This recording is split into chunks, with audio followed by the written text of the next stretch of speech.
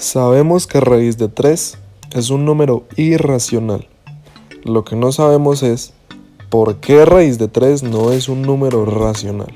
Es decir, ¿cuál es el fundamento de que raíz de 3 no pueda ser escrito en formato A sobre B? Esa es la pregunta a responder en este video. Te invito a aprender de verdad y a entender realmente el porqué de las cosas.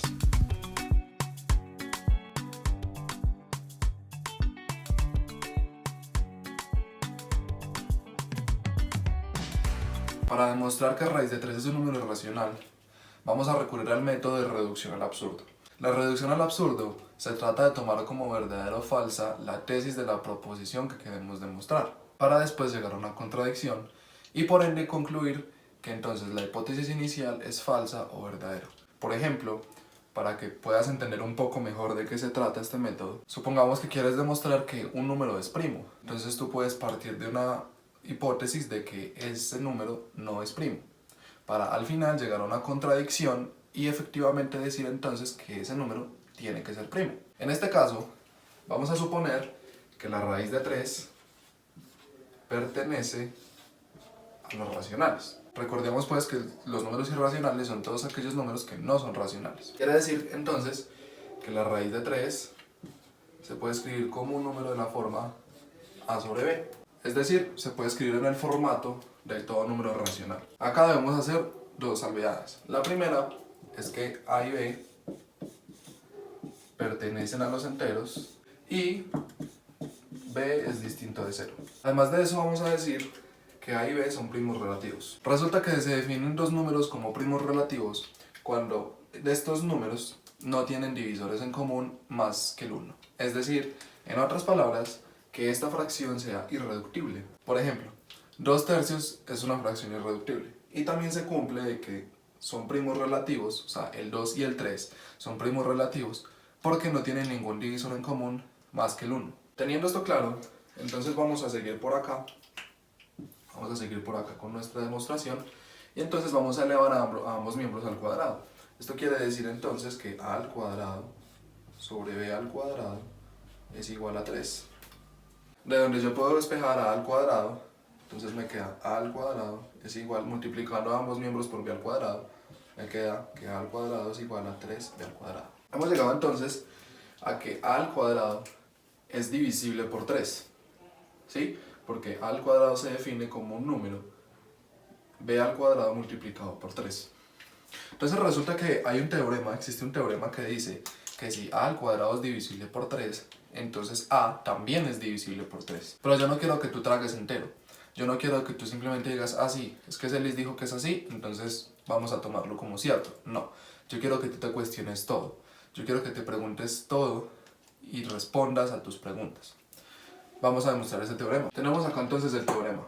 Si A al cuadrado es divisible por 3, entonces A también es divisible por 3. Vamos a demostrar este teorema a través del método de reducción al absurdo. Entonces vamos a partir de la premisa de que A no es divisible por 3. Es decir, que A es un número distinto de 3n, donde n pertenece a los enteros. Es decir, A no es divisible por 3. Ahora, si yo elevo A al cuadrado a ambos miembros, tengo entonces que A al cuadrado es diferente de 3n al cuadrado. Entonces tenemos que A al cuadrado es diferente de este cuadrado, yo lo distribuyo en el 3 y en el n, entonces 3 al cuadrado me da 9, n al cuadrado me da efectivamente n al cuadrado. En esta parte de acá yo puedo factorizar un 3, entonces A al cuadrado es diferente de 3 que multiplica a 3n al cuadrado. Ahora, toda esta expresión sigue siendo entera. ¿Por qué? Porque yo he dicho que n pertenece a los enteros, entonces 3n al cuadrado también me va a pertenecer a los enteros. Entonces yo puedo decir por acá que 3n al cuadrado es igual a n, y esto efectivamente me va a seguir perteneciendo a los enteros. Entonces yo digo acá que a al cuadrado es diferente de 3m. Y hemos llegado a una contradicción. Hemos llegado a una contradicción porque yo estoy diciendo que a al cuadrado no es divisible por 3. Pero al principio yo dije que a al cuadrado es divisible por 3. Entonces, como he llegado a una contradicción, yo digo que entonces a tiene que ser divisible por 3. Volviendo entonces a la ecuación anterior de que a al cuadrado es igual a 3b al cuadrado, entonces yo estoy autorizado a decir que a es un número de la forma 3n, ¿sí? ¿Por qué? Porque acabamos de demostrar que si a al cuadrado es divisible por 3, entonces a también es divisible por 3. Y acá debemos decir que n pertenece a los enteros. No confundas la n que acabo de utilizar en el teorema anterior con esta n. Ahora yo estoy autorizado entonces a reemplazar este valor acá arriba, ¿sí? Entonces yo digo, bueno, a es 3n, entonces yo puedo reemplazar acá 3n.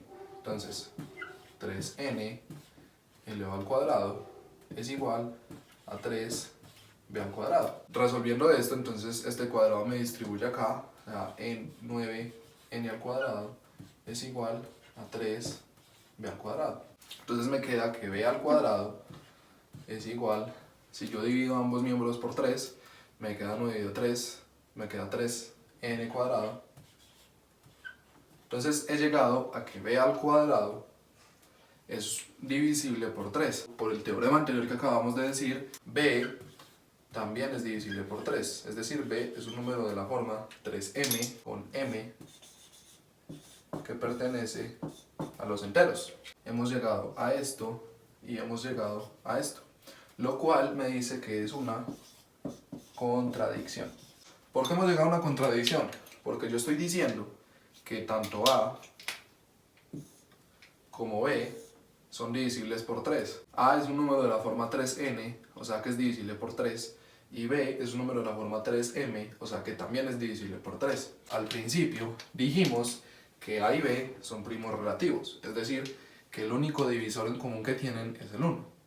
Entonces, como he llegado a una contradicción, y yo dije al principio que raíz de 3 pertenecía a los números racionales, entonces yo concluyo que la raíz de 3 pertenece a los números irracionales. Hasta aquí este video, espero que te haya gustado. Recuerda que el objetivo no es simplemente que memorices fórmulas o que simplemente apliques ecuaciones en ejercicios teóricos. La idea es entender realmente el porqué de las cosas, dar un científicamente porqué de todo lo que existe a tu alrededor. Nos vemos la próxima. Dale.